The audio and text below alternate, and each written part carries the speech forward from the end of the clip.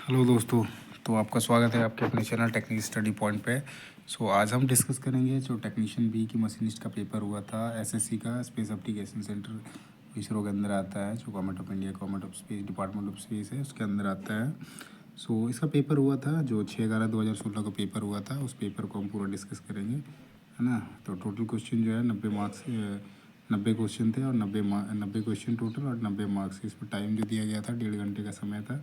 आज भी जो पेपर होता है वो 1.5 घंटे का है। उस टाइम देखो ये ऑफलाइन पेपर हुआ था, तो बुकलेट सीरीज जो है इसका ए टाइप का है ना, बुकलेट सीरीज ABCD करके होता है, तो ये जो है वो बुकलेट सीरीज है। तो बाकी ये इंस्ट्रक्शन दिया हुआ है कैंडिडेट के लिए कि क्या क्या उसमें लेके जाना है, तो उसके लिए दे रखा था। इसको जो भी पेपर कभी ऑफलाइन होता है तो यहाँ पे पढ़ना पड़ता है, क्योंकि OMR भरना होता है ना। OMR जो होता है या ऑप्टिकल मार्क रीडर होता है, उसको भरना होता है गोल गोल करके, तो उसके आधार पर दिया हुआ है ना। इस पर नेगेटिव मार्किंग रहती है, उसके बारे में सारा कुछ लिखा हुआ मिलेगा। 4 ऑप्शन रहेंगे, देखो जैसे यहाँ पर नेगेटिव मार्किंग आज भी होता है पेपर, उसमें 4 रहता है। जैसे सही करते हो तो 1 नंबर, और गलत करते हो तो आपका 0.25 कट जाएगा, है ना। हम सीधे क्वेश्चन पे आते हैं। यहाँ से हम स्टार्ट होता है क्वेश्चन हमारा टेक्नीशियन भी मशीनिस्ट का है।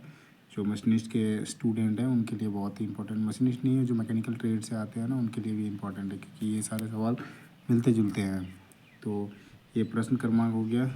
मैक्सिमम मार्क जो है वो 90 का है, और समय तो दे रखा है वो 1.5 घंटे का है। तो हम इसको 1.5 घंटे से पहले ख़त्म करेंगे। वो एग्ज़ाम का पेपर होता है, उसका टाइमिंग होता है 1.5 घंटे का। बाकी जिनको ये चीज़ें सारी पढ़ रखी है टेक्निकल चीज़ें, तो उनके लिए टाइम ज़्यादा नहीं लगता है। फिर भी इन चीज़ों को चलो एक एक करके स्टार्ट करते हैं। इसमें पहला क्वेश्चन जो है, पहला क्वेश्चन देखते हैं। तो पहला क्वेश्चन इसमें पूछा हुआ है, लिस्ट काउंट पूछा है ना। माइक्रोमीटर का इसमें इंच में पूछ रखा है, तो इंच में जो होता है माइक्रोमीटर का वो आपका 1/32 होता है। ये जो है ये फ्रैक्शन में है 1/32, और जैसे आप डेसिमल में आओगे तो आपका 0.001 इंच होता है ना। अगला क्वेश्चन जो है दूसरा नंबर है। इसमें अलॉय एलिमेंट पूछा है। ब्रास का जो है, ब्रास का किस किस धातु से मेन अलॉइंग एलिमेंट पूछा है। तो मुख्य मिश्र घटक जो है ब्रास का, उसमें क्या होता है, तो कॉपर के साथ जो होता है उसमें जिंक मिलाया जाता है। तो इसमें ऑप्शन में जिंक जो है वो जिंक सही हो जाएगा।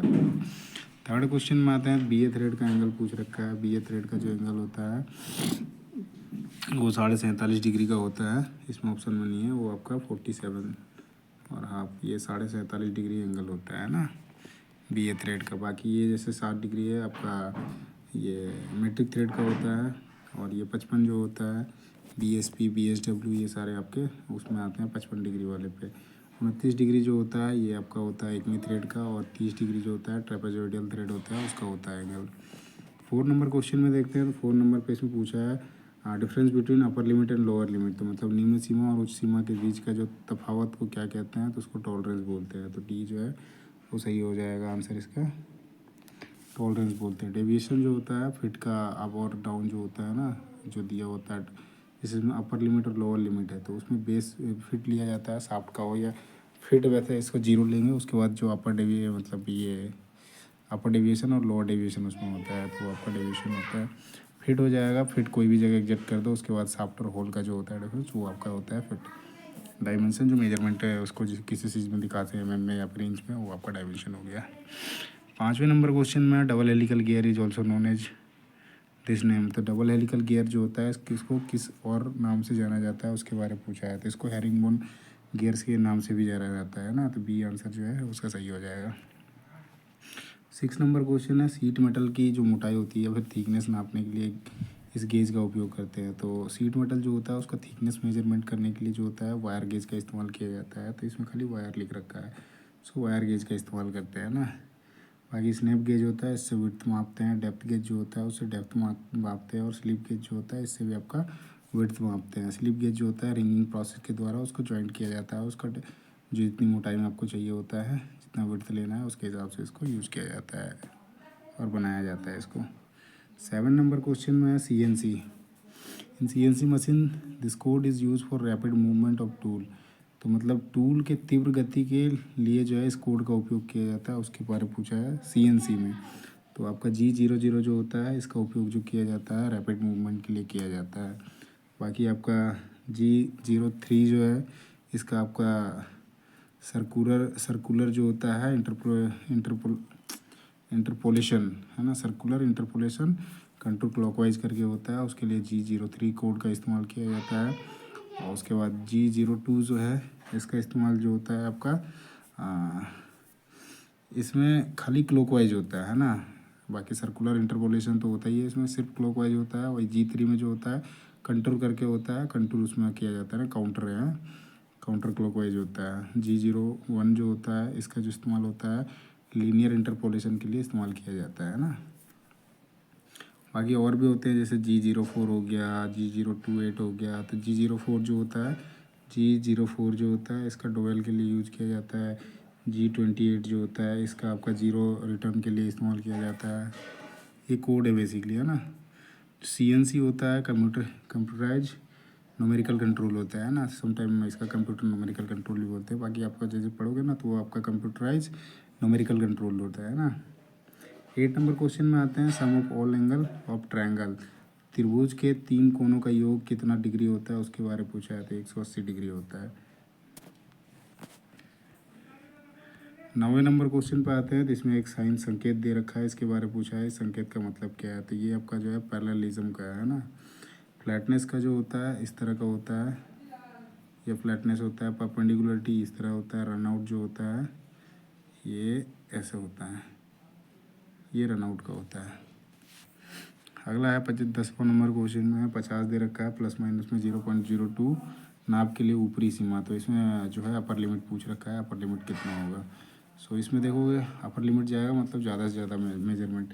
सो इसका पॉइंट में 0.2 है, तो ये आपका जो है ये हो जाएगा 50 प्लस 0.2, सो 50.02 हो जाएगा। ये आपका अपर लिमिट हो जाएगा। लोअर लिमिट जो है इसका हो जाएगा 48.98 हो जाएगा ना, सॉरी 49.98। 11वें नंबर क्वेश्चन में आते हैं, इन दिस फीट मतलब इस फीट में क्या है, शाफ्ट का व्यास होल के व्यास से ज़्यादा होता है।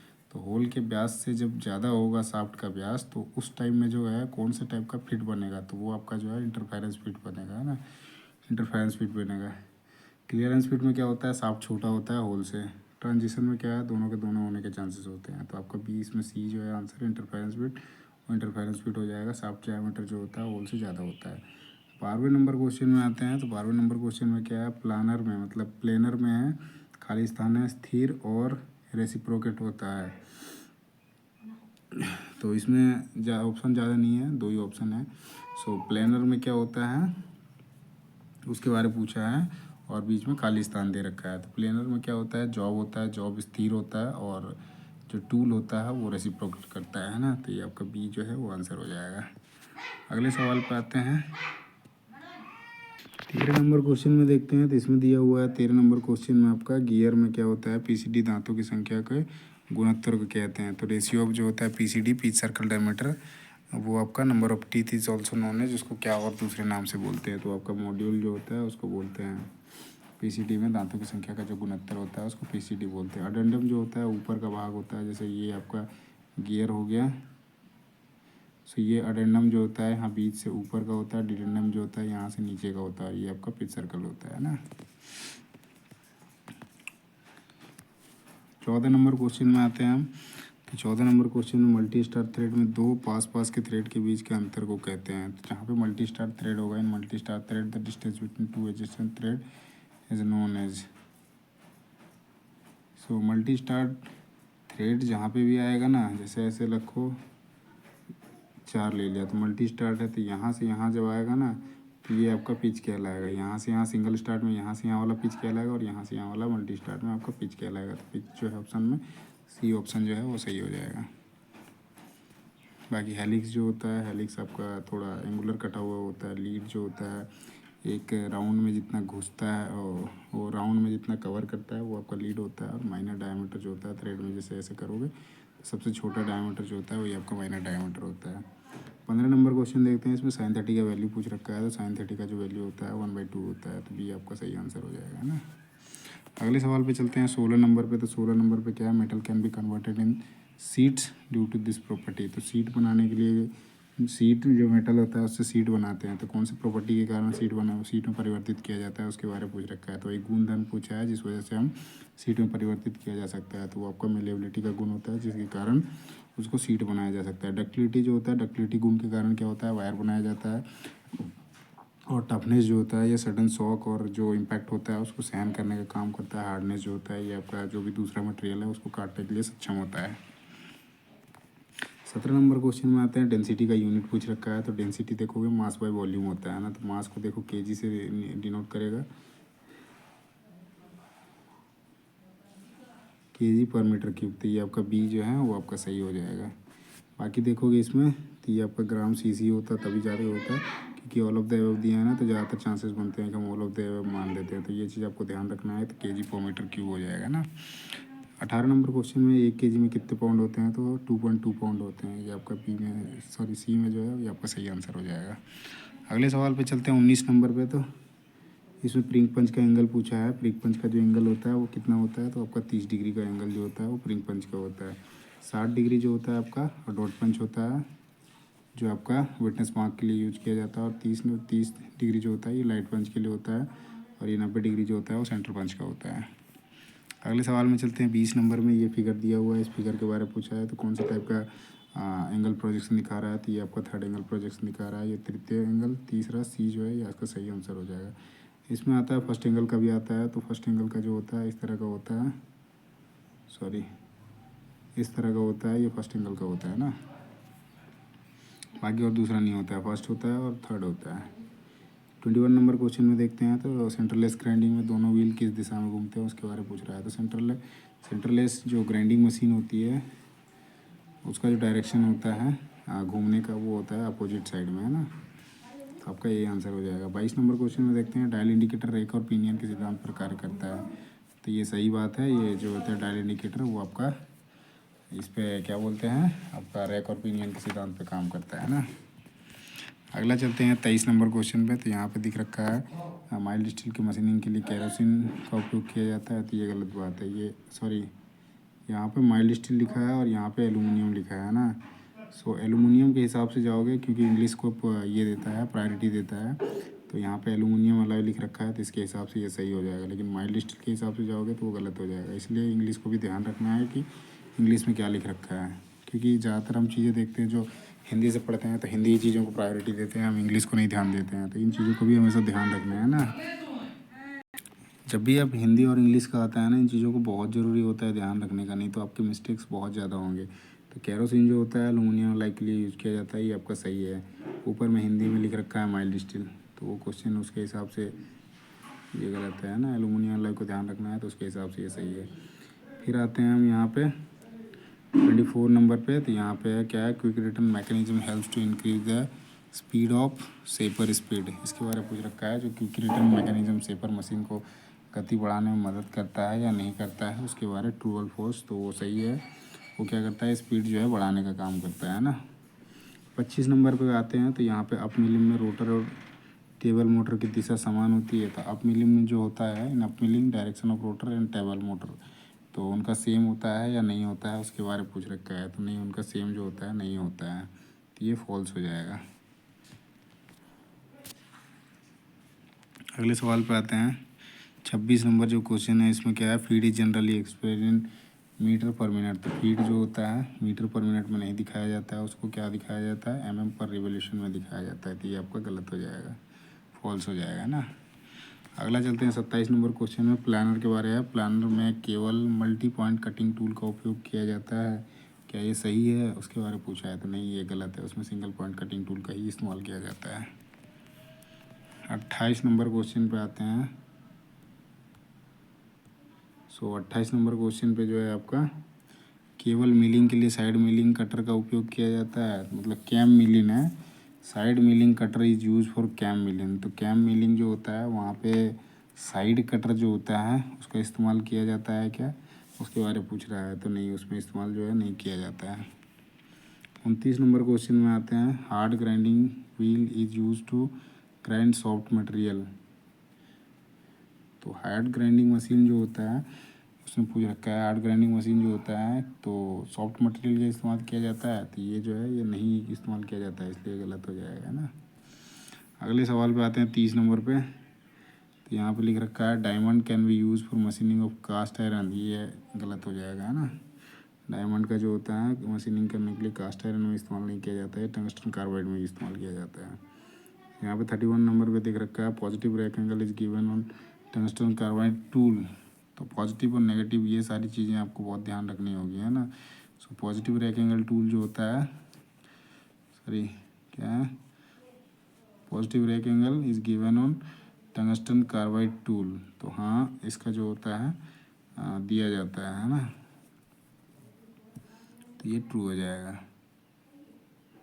पॉजिटिव आपका जो होता है, जैसे देखोगे जो पॉजिटिव होते हैं वो आपके हार्ड मटेरियल के लिए होता है, नेगेटिव जो होता है वो सॉफ्ट मटेरियल के लिए होता है ना, इसलिए ये ट्रू हो जाएगा। 32 नंबर पे आते हैं, आर्बर पर रोटरी मिलिंग कटर पकड़ी जाती है। तो आर्बर पर जो होता है रोटरी मिलिंग कटर पकड़ी जाती है क्या, उसके बारे में पूछ रखा है ना। तो ये जो है सही है, ये आर्बर को जो होता है डिज़ाइंड होता है कि रोटरी मिलिंग कटर में उसको पकड़ने के लिए व्यवस्थित होता है, तो ये आपका सही हो जाएगा। अगले सवाल पे चलते हैं 33 नंबर पे। तो Woodruff tooth cutter is made for producing cycloidal gear cutting. तो वुडरफ टूथ कटर का उपयोग जो होता है साइक्लोइडल चक्रज गियर टीथ काटने के लिए होता है या नहीं होता है, उसके बारे में पूछ रखा है। तो इसका जो होता है नहीं किया जाता है, तो आपका गलत हो जाएगा। 34 नंबर क्वेश्चन में आते हैं, छेद की गहराई नापने के लिए वर्नियर कैलिपर का उपयोग भी हो सकता है। हाँ, हो सकता है, क्योंकि उसमें डेप्थ बार होता है ना। ऐसे देखोगे ये जो होता है, ये बनाने में थोड़ा टाइम लगेगा, तो इसको ऐसे ही बना देता हूँ जिससे आपको थोड़ा सा आइडिया लग जाएगा ना। सो यहाँ पे एक डेप्थ बार लगा होता है, इससे हम स्लॉट की जो होती है गहराई मापते हैं ना। सो ये आपका सही हो जाएगा। 35 नंबर पे देखते हैं क्वेश्चन में, बेंच वाइस के स्पिंडल पर वी थ्रेड होते हैं, उसके बारे में पूछा है। तो वी थ्रेड जो होता है बेंच वाइस पे समटाइम मिलेगा आपको, बाकी जनरली क्या होता है नहीं होता है। उसमें क्या होता है ना, स्क्वायर थ्रेड बने होते हैं, और स्पिंडल जो होता है उस पर आपका वी थ्रेड ही होता है। स्पिंडल के बारे में पूछा है ना, बॉक्स नट जो होता है उस पर आपका स्क्वायर थ्रेड होता है, और ये बटरस थ्रेड होते हैं ना। तो स्पिंडल पे पूछा है तो वीट थ्रेड बनते हैं, तो आपका सही हो जाएगा। 36 नंबर क्वेश्चन में आते हैं, इसमें क्या है, सभी पदार्थ के लिए एक समान कटिंग स्पीड का उपयोग करना चाहिए। तो मतलब जो भी जितने भी मटेरियल है हमारे, सबके लिए कटिंग स्पीड जो होगी सब सेम होगा क्या, नहीं होगा, इसलिए ये गलत हो जाएगा। अलग अलग मटेरियल के अलग अलग कटिंग स्पीड होता है ना, क्योंकि हार्ड मटेरियल में ज़्यादा स्पीड दोगे ना तो आपका टूल टूट जाएगा। 37 नंबर क्वेश्चन में देखते हैं, गैल्वेनाइजिंग प्रक्रिया में माइल्ड स्टील के ऊपर क्रोमियम की कोटिंग की जाती है। तो माइल्ड स्टील गैल्वेनाइजिंग जो होता है उसमें जिंक की कोटिंग करी जाती है, इसमें क्रोमियम दे रखा है, इसलिए गलत हो जाएगा। 38 नंबर में आते हैं, तो स्पिंडल को खोलने के बाद उसे वी ब्लॉक पर रखा जाता है। मतलब जब हम रिमूव कर देते हैं आपका स्पिंडल जो होता है वी ब्लॉक पर, स्पिंडल निकालने के बाद उसको हम वी ब्लॉक जो होता है उस पर रखते हैं क्या, उसके बारे में पूछ रखा है ना। तो सही बात है, हम उसको वी ब्लॉक में रखते हैं जिससे उसकी एक्यूरेसी नहीं जाए और ख़राब ना हो, है ना। वी ब्लॉक जनरली इस टाइप का मिलेगा, इस तरह का मिलेगा, तो यहाँ पर रखा जाता है, सिलिंड्रिकल होता है ना, तो उसको यहाँ पर रखा जाता है ना, तो ये सही हो जाएगा। 39 नंबर पे देखते हैं, टेन थीटा का महत्तम वैल्यू 1 है। मतलब ये पूछ रहा है कि टेन थीटा का जो होता है मैक्सिमम वैल्यू जो होता है 1 होता है क्या, नहीं, उसका ज़्यादा होता है ना। सो ये आपका गलत हो जाएगा, फॉल्स हो जाएगा। रेंज जो होता है इसका नेगेटिव इनफाइनाइट से लेकर मतलब नकारात्मक अनंत से लेकर सकारात्मक अनंत तक होता है ना, पॉजिटिव इनफाइनाइट तक होता है। अगले सवाल पे चलते हैं 40 नंबर पे। तो 40 नंबर जो है इसमें, right hand tool is use to carry out machining from right to left. तो दाएँ हाथ और बाएँ हाथ की ओर, सॉरी दाएँ से बाएँ और मशीनिंग के लिए दाएँ हाथ का, तो दाएँ से बाएँ और मशीनिंग के लिए दाएँ हाथ टूल राइट हैंड टूल का उपयोग किया जाता है। तो वही चीज़ पूछ रखा है, राइट हैंड टूल जो होता है यूज़ करा जाता है carry out machining from right to left. तो राइट टू लेफ्ट करने के लिए कैरी करा जाता है कि नहीं करा जाता है, उसके बारे में पूछ रखा है। सो उसमें कैरी किया जाता है, तो आपका सही हो जाएगा। 41 नंबर क्वेश्चन में आते हैं, तो square head of combination set is generally use for marking and checking. तो उसमें स्क्वायर हेड जो होता है उसका 90 और 45 डिग्री का होता है, तो बहुत हो जाएगा, है ना। सी जो है उसका सही आंसर हो जाएगा।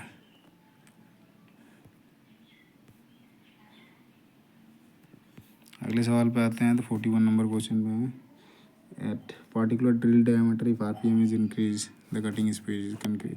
जब आरपीएम बढ़ाओगे तो कटिंग स्पीड ऑटोमेटिकली बढ़ेगा, है ना। तो वही चीज़ हिंदी में लिख रखा है, निश्चित ड्रिल डायमीटर पर आरपीएम बढ़ाने पर कटिंग स्पीड बढ़ेगी। नहीं, ये अपोजिट होता है। ड्रिल डायमीटर सॉरी आरपीएम बढ़ा दोगे ना तो उस केस में क्या हो जाएगा, कटिंग स्पीड भी बढ़ जाएगा। डायमीटर का केस होता है ना तो उसमें चेंज होता है ना, डायमीटर सेम है, आपका आरपीएम बढ़ा रहा है तो कटिंग स्पीड भी बढ़ेगा, ठीक है। तो इंक्रीज है सी में, सॉरी बी में ऑप्शन है ना, इंक्रीज। 43 नंबर क्वेश्चन में सेपर मशीन में धातु दूर होती है, तो in shaper machine the metal is removed during, इसके बारे में पूछ रखा है। तो सेपर मशीन में जो होता है धातु दूर होती है, कौन से केस में होती है, तो वो फॉरवर्ड स्ट्रोक में होता है। ए जो है वो आपका फॉरवर्ड स्ट्रोक वो सही हो जाएगा। 44 नंबर क्वेश्चन में आते हैं, give the name of screw shown in figure. तो ये स्क्रू के बारे में पूछा है, ये कौन सा स्क्रू है, तो ये सॉकेट हेड कैप स्क्रू है ना, बी जो है इसका सही आंसर है। अगला चलते हैं 45 नंबर क्वेश्चन में आते हैं। तो यहाँ पे वन अपर डेविएशन दे रखा है इसमें 0.08, लोअर डेविएशन दे रखा है इतना। तो टॉलरेंस पूछा है, दोनों के बीच का डिफरेंस कितना है, तो 0.05 mm। ये आपका डी जो है वो सही हो जाएगा। टॉलरेंस क्या होता है, अपर डेविएशन और लोअर डेविएशन का जो बीच का डिफरेंस होता है वो आपका जो होता है वो टॉलरेंस होता है। तो दोनों का बीच का डिफरेंस निकालोगे तो 0.05 mm आएगा। अगला आते हैं 46 नंबर क्वेश्चन में। तो यहाँ पे कॉस थीटा के लिए पूछ रखा है। कॉस थीटा के लिए क्या होगा, जब यहाँ पे थीटा रखोगे ना सो ये सामने वाला और बट्टा में ये जाएगा तो AC/AB हो जाएगा। सॉरी बेस यहाँ आएगा, है ना। ये थीटा है तो ये सामने वाला और ये आ जाएगा, तो मतलब BC/AB आ जाएगा। तो BC/AB डी में है ना। अगले सवाल पे चलते हैं 47 नंबर पे है। इसमें क्या पूछा है, ट्रायंगल पूछ रखा है। ट्रायंगल कितना होगा, तो इसमें सिंपल होता है, इसको काउंटिंग करो, 2 से मल्टीप्लाई करो, 1 2 3 4 4 8 है टोटल, 8 को मल्टीप्लाई करो 2 से तो आपका 16 हो जाएगा, सी है। अगला चलते हैं 48 नंबर में, we can reduce the fire by removing. मतलब आग को यदि दूर को क्या करना है, आग से हटाया या फिर कम किया जा सकता है, उसके पीछे क्या करना है, इन तीनों में से किसी एक को भी हटा दो तो any one of the above है, मतलब ये सही आ जाएगा डी में। किसी को भी हटा दो तो आपका आग जो है बुझ जाएगा, है ना।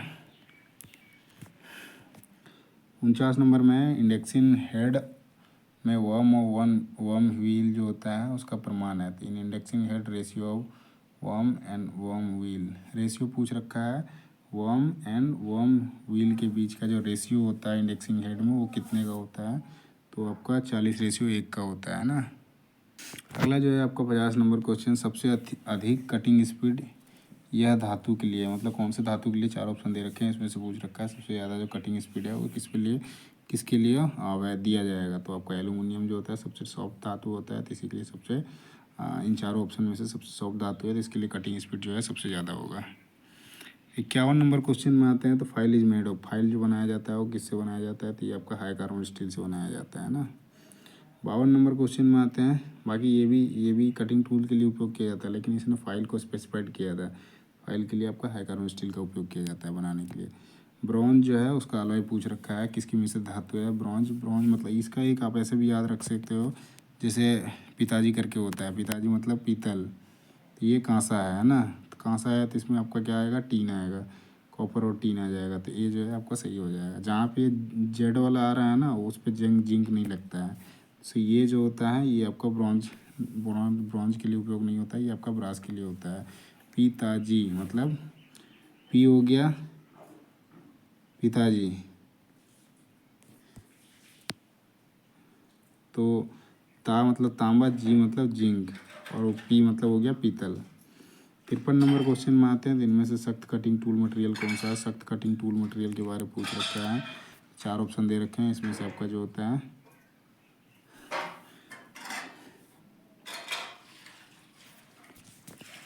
53 नंबर क्या है, हार्डेस्ट मटेरियल के बारे में पूछ रखा है ना। मटेरियल इज हार्डेस्ट, ये कार्बाइड जो होता है वो सबसे हार्डेस्ट होता है ना। कार्बाइड के बाद आपका सिरामिक आएगा, फिर उसके बाद हाई स्पीड स्टील आएगा, फिर आपका हाई कार्बन स्टील आएगा। 54 नंबर क्वेश्चन में आते हैं। राइट एंगल ट्रायंगल है, मतलब ये आपका राइट एंगल ट्रायंगल है, इसमें से आपका दे रखा है 6 8 और 10 का, मतलब ये 6 8 और ये 10, इसका क्या पूछा है, त्रिकोण का आयाम पूछा है ना।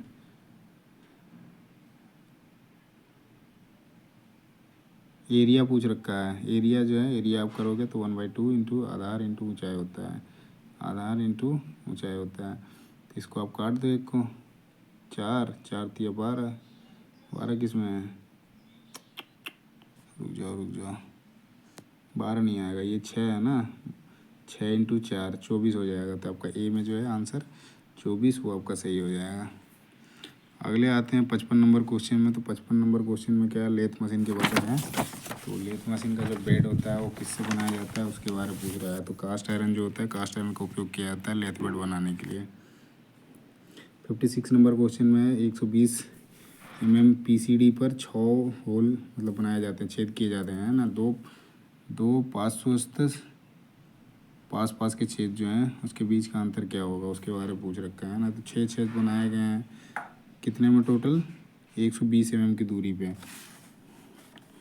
तो इसके लिए क्या है ना, ये आपका फार्मूला लगेगा क्योंकि ये सर्कल है, उसके सर्कमफेरेंस निकालने पड़ेंगे, फिर उसके बाद 2 एडजेसेंट का। तो मैं इसको क्या हो ना सीधा का सीधा कैलकुलेशन कर देता हूँ 2 एडजेसेंट का। तो 2 एडजेसेंट का देखोगे तो वहाँ पे 2 एडजेसेंट का सीधा निकालोगे ना, तो ये आपका सर्कल का जो है सर्कमफेरेंस हो जाएगा, सर्कल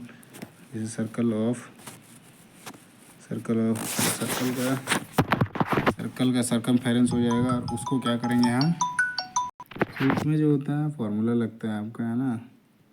सो फार्मूला जो होता है सबसे पहले छेद दे रखे हैं, तो इसमें छेद है तो होल का है, तो उसका सर्कमफेरेंस निकालना होगा, है ना। तो जो सर्कुलर सर्कमफेरेंस होता है वो पाई d होता है और पाई d/6 होता है ना। एडजेसेंट होल का 6 जो टोटल जो है इसके 6 होल है ना, तो इसलिए इसको 6 से डिवाइड कर रहा है ना। तो इसका पाई और डी जो डायमीटर दे रखा है वो कितना है,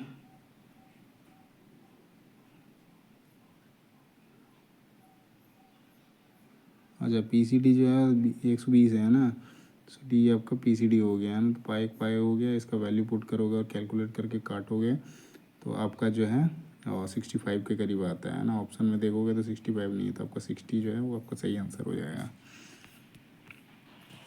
57 नंबर क्वेश्चन में आते हैं। इसमें 1 मीटर में जो है इंच में पूछ रखा है, 1 मीटर में कितने इंच होते हैं, तो आपका 39.37 होता है ना। ये आपका ए जो है आंसर वो आपका सही हो जाएगा। अगला देखते हैं 58 नंबर क्वेश्चन में। तो the angle between small hand and big hand 6 hour, मतलब 6 बजा है। ऐसे घड़ी का कांटा देखोगे तो यहाँ से यहाँ तक का कितने डिग्री का कोण बनेगा उसके बारे में पूछ रहा है। तो जब भी एक लाइन बनता है ना, तो इस पे जो बनता है 180 डिग्री का एंगल बनता है, और ये पूरा का पूरा में 360 डिग्री, तो 180 डिग्री हो जाएगा ना।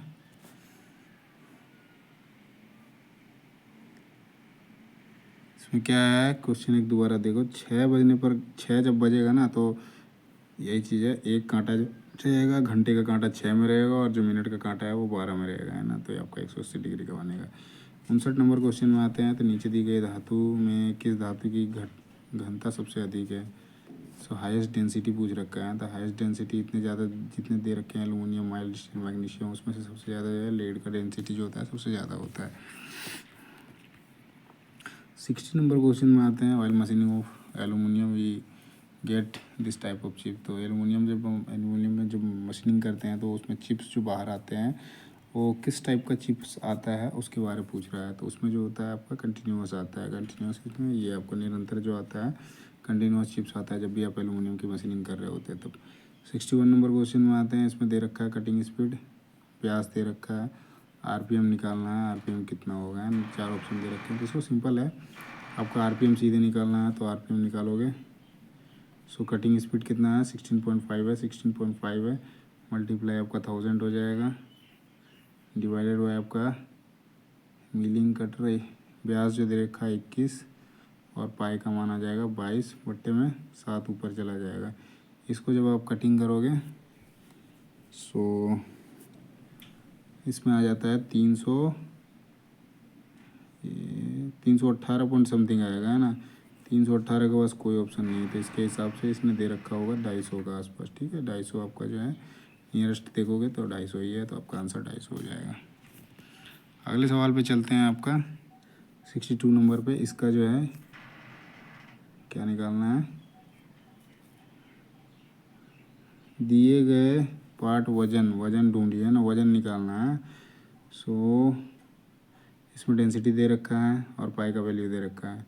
इसका शेप किस टाइप का है वो शेप भी देखना होगा ना। तो ये आपका कौन से शेप में है, उस पर रेक्टेंगुलर है और साथ ही साथ जो है मतलब आयताकार है और साथ ही साथ ये इसमें क्या है सिलेंडर वाला शेप है। तो दोनों को हम क्या करते हैं ऐड कर देते हैं ना, सीधा हम निकाल देते हैं।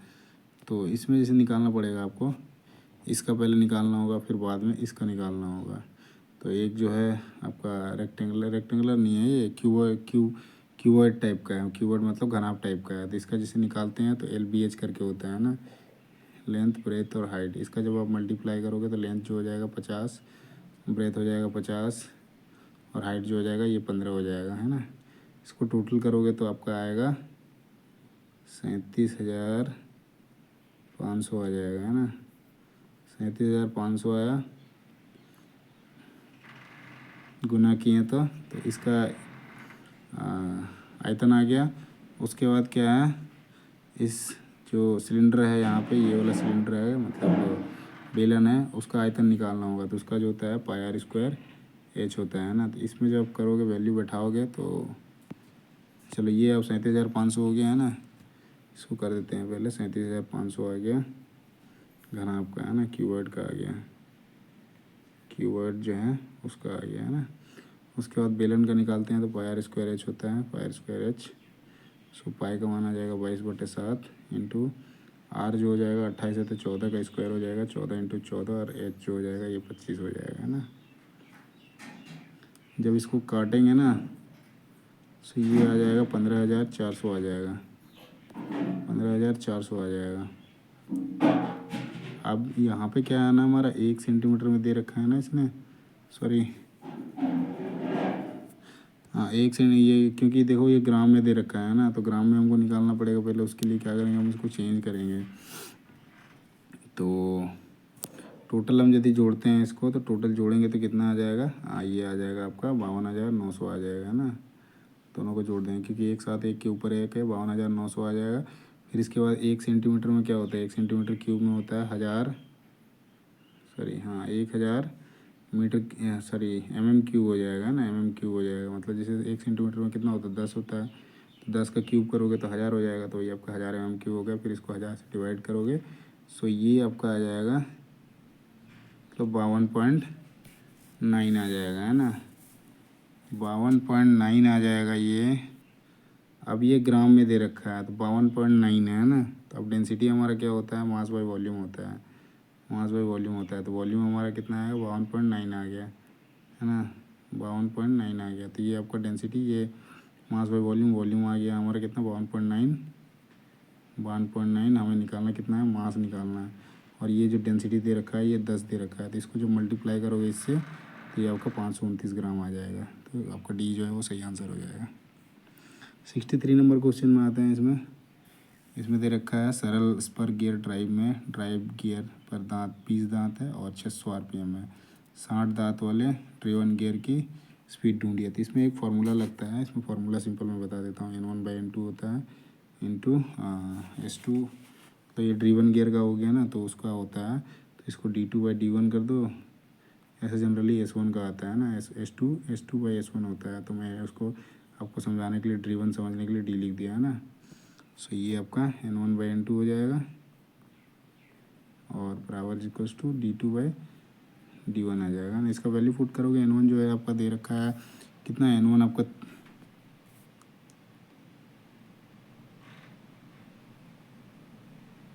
ये 20 दांत इसमें दे रखा है ना, ये आपका 30 दांत है। सो ये आपका 30/60 हो जाएगा इज इक्वल्स टू, एक जो है आपका 600 है। तो ये इसका D2 का पता नहीं है तो D2 को D2 रहने देते हैं, इसको 600 कर देते हैं। ये आपका कट जाएगा 10 बार में, तो ये मल्टीप्लाई इससे आ जाएगा, मतलब 300 आ जाएगा। 10 300 300 आ जाएगा। तो 300 यहाँ पे ऑप्शन में है क्या, 300 ऑप्शन में नहीं है।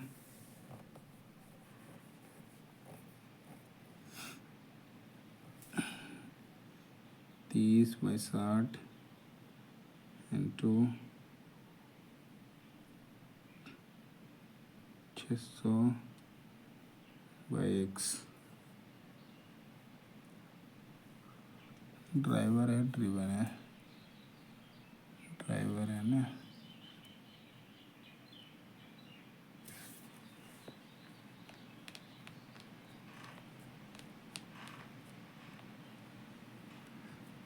तो ये आपका इस तरह से बैठ जाएगा, तो इसको काट दो दो, मतलब 1200 आरपीएम आ जाएगा। 1200 भी नहीं है ना। तो ये आपका ऑप्शन देखो इसके हिसाब से तो ये सही नहीं बैठ रहा है। फोन ला रहा हूँ तो इसका ड्राइवर गियर का जो आ रहा है आपका 300 आ रहा है, 300 ऑप्शन में ही नहीं है ना।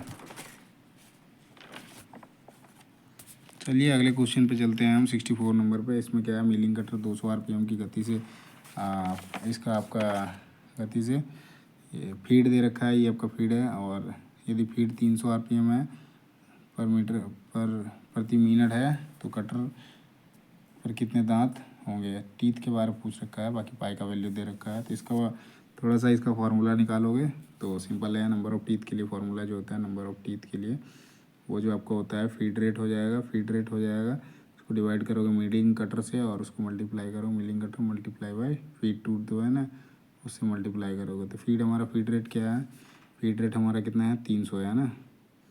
300 डिवाइडेड बाय जो है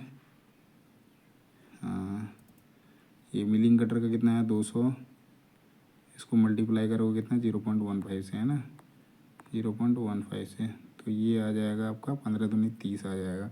तो 300/30 आ गया, मतलब 10 हो जाएगा। 10 है, सी में जो ऑप्शन है वो 10 हो जाएगा।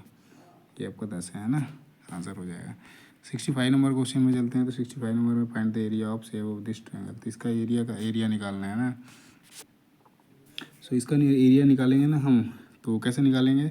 सो इसमें जैसे यहाँ से यहाँ तक काट दो ना, तो एक आपका रेक्टेंगल बन जाएगा, ये आपका ट्रायंगल बन जाएगा। तो रेक्टेंगल का पहले निकालो, फिर आपका ट्रायंगल का दोनों का ऐड कर दो।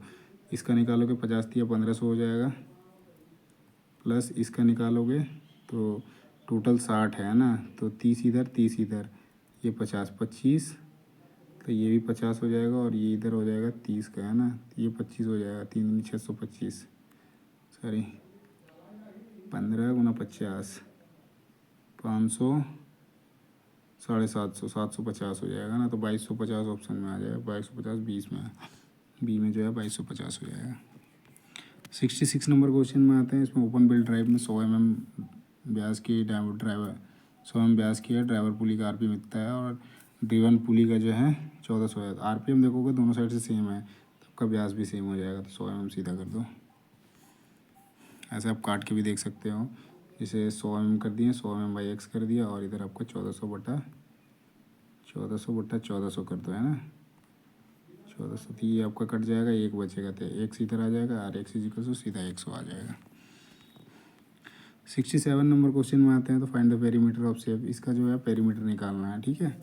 सो पेरीमीटर निकालने के लिए हम सिंपल करेंगे। सबसे पहले क्या करेंगे, ये 50 तो दे रखा है, उसको जोड़ेंगे। इस साइड का 50, इस साइड का 50 और ये 70 है ना। और ये वाला जो है इसको हम फॉर्मूले से निकाल देंगे, πd/2 कर देंगे, क्योंकि ये हाफ सर्कुलर में है ना उसके लिए।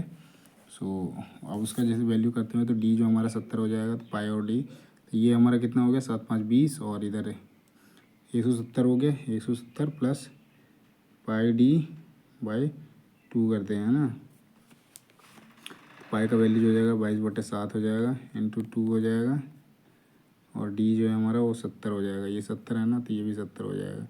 ये कट जाएगा इससे 35, ये आ जाएगा 5, मतलब 110 170 प्लस 110 तो 280 हो जाएगा। सो 280 आपका डी में है। अगले क्वेश्चन पे आते हैं 68 नंबर क्वेश्चन पे। तो 68 नंबर क्वेश्चन में क्या है, cutting speed of milling cutter, cutting speed दे रखा है, डायमीटर निकालना है इसमें है ना, आरपीएम दे रखा है। तो इसका डायमीटर निकालने के लिए सीधा फार्मूला लगेगा। सो इसका कटिंग स्पीड का जो फार्मूला होता है πdn/1000 होता है ना। तो डायमीटर निकालना है तो उसके लिए 1000 मल्टीप्लाई हो जाएगा, 35 × 1000 हो जाएगा, 35 × 1000 डिवाइडेड टू पाई का मान 22/7 हो जाएगा और एन जो दे रखा है वो 400 है ना। इसको यदि आप काटते हैं 2 0 इधर से 2 5 है ना, ये नहीं कटेगा।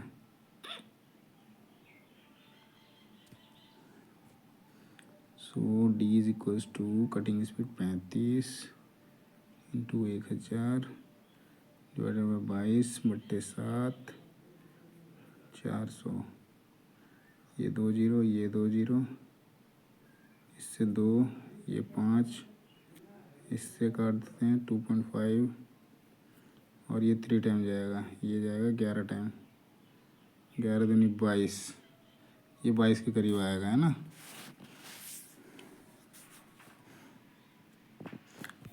तो आपका जो है 22 से ज़्यादा आएगा तो ये 22 के करीब आएगा, इसलिए 22 जो है इसका आंसर हो जाएगा। ये 27 पॉइंट समथिंग आएगा, है ना। अगले सवाल पे चलते हैं, आपका 69 नंबर क्वेश्चन में। तो यहाँ ये ले रखा है, यदि कोई चीज़ का दाम जो है 60 से 80 हो जाता है, बढ़ गया तो कितने % की कटौती हो गई, सॉरी बढ़ोतरी हुई है, उसके बारे में पूछ रखा है ना। तो बढ़ोतरी निकालने के लिए सिंपल करो, 60 से 80 गया तो 80 माइनस 60 करो, 80 माइनस 60 करोगे तो 20 रुपये का हुआ। किस पे हुआ 20 रुपये का, 60 रुपये हुआ। तो 20/60 परसेंटेज निकालने के लिए हम 100 से मल्टीप्लाई करते हैं, तो इसको मल्टीप्लाई करेंगे 1/3, तो ये आपका 33.33 आंसर हो जाएगा। 33.33 आपका ए में जो है वो आंसर सही हो जाएगा। 7वें नंबर क्वेश्चन में आते हैं, सिंपल इंटरेस्ट का क्वेश्चन है।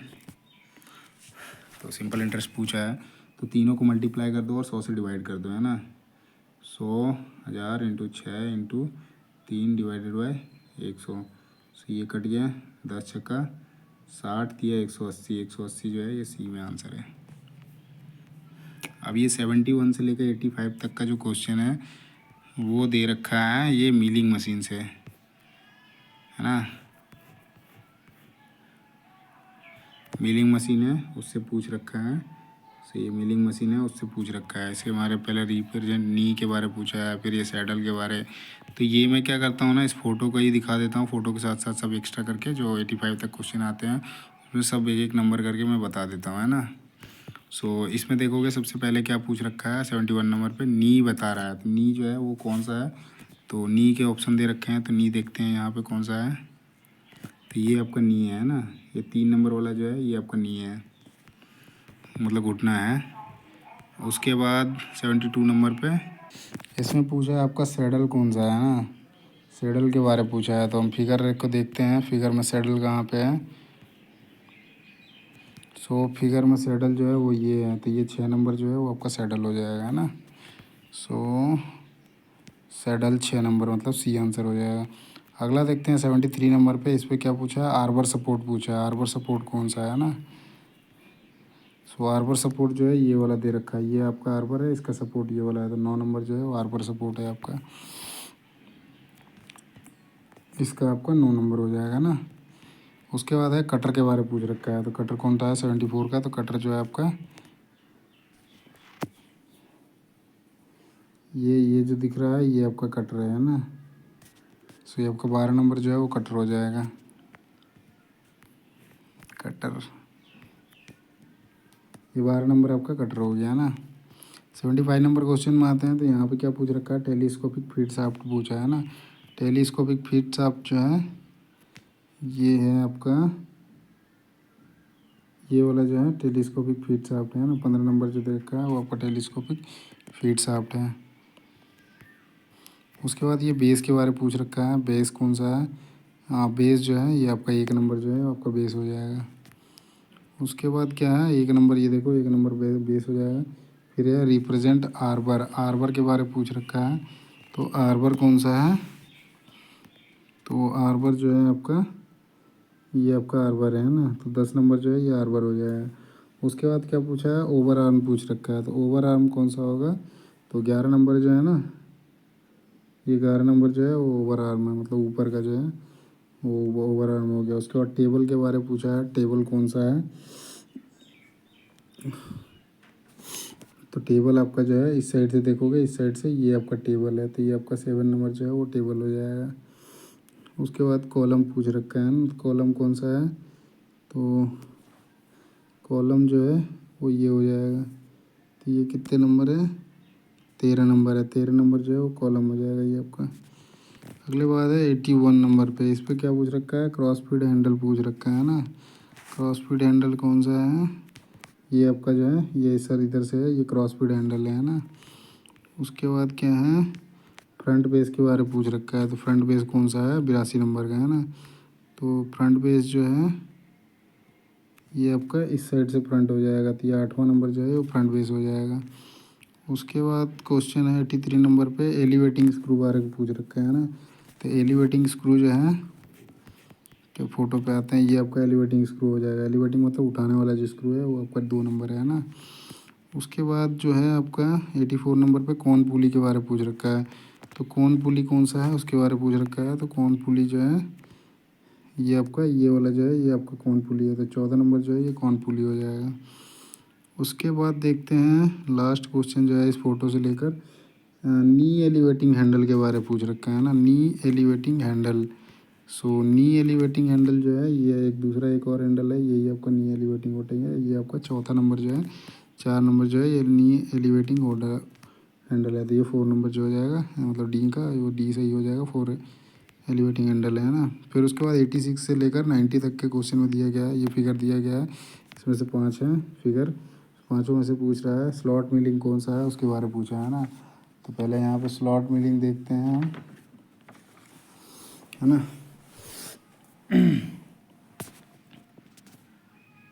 सो ये 5 फिगर दे रखे हैं, इस पांचों फिगर में ही से करना है। तो स्लॉट मिलिंग जो है ये वाला आपका स्लॉट मिलिंग का है। ये दूसरा नंबर जो है ये आपका जो है स्लैब मिलिंग है, ये स्लैब मिलिंग का है। और ये तीसरा नंबर जो है ये साइड मिलिंग का है। ये 4 नंबर जो है ये आपका स्ट्रैडल मिलिंग का है। और ये 5वां नंबर जो है आपका ये सरफेस कंटरिंग है ना। तो यही चीज़ यहाँ पे एक एक करके देखते हैं हम। सबसे पहले क्वेश्चन में क्या पूछा है, स्लॉट मिलिंग पूछ रखा है ना। तो स्लॉट मिलिंग कौन सा है, ये पहला वाला जो है स्लॉट मिलिंग है। उसके बाद क्या है सरफेस कंटरिंग का है। तो सबसे लास्ट वाला जो है ये आपका सरफेस कंटरिंग है, 5वां नंबर वाला है ना। उसके बाद क्या है स्लैब मिलिंग है। तो स्लैब मिलिंग जो है ये दूसरा नंबर वाला जो है ये आपका स्लैब मिलिंग है। उसके बाद क्या है साइड मिलिंग है ना। साइड मिलिंग जो है ये तीसरा वाला जो है ये आपका साइड मिलिंग है।